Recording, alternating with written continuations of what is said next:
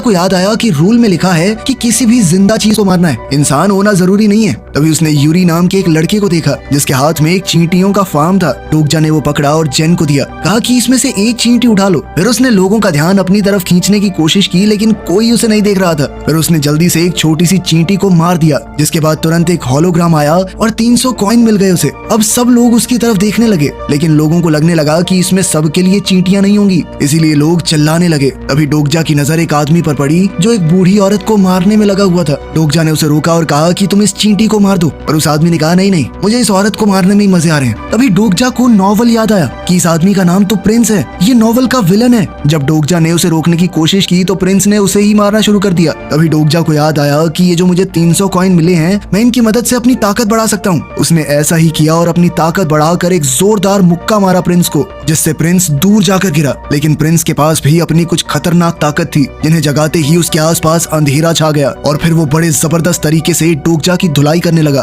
तभी चींटियों का डब्बा नीचे गिर गया और उसमें से एक ट्यूब निकली जिसके अंदर कई सारी चींटियां थी। डोगजा ने वो तोड़ दिया और उसे बहुत सारे कॉइन्स मिल गए। अब उसने अपनी स्पीड और अटैक सहन करने की ताकत भी बढ़ा दी और अपनी बढ़ी हुई ताकत के चलते प्रिंस को हरा दिया। अब प्रिंस रोने का नाटक करते हुए बोला कि मैं दोबारा नहीं मारूंगा तुम्हें, मुझे एक चींटी दे दो ना प्लीज। लेकिन डोगजा ने कहा कि तू इस कहानी का हिस्सा बनने के लायक नहीं है। फिर उसने एक चींटी बूढ़ी औरत के हाथ पर रख दी ताकि वो चींटी को मारकर उसे बचा सके। लेकिन जब टाइमर 0 पर हुआ तो उसने देखा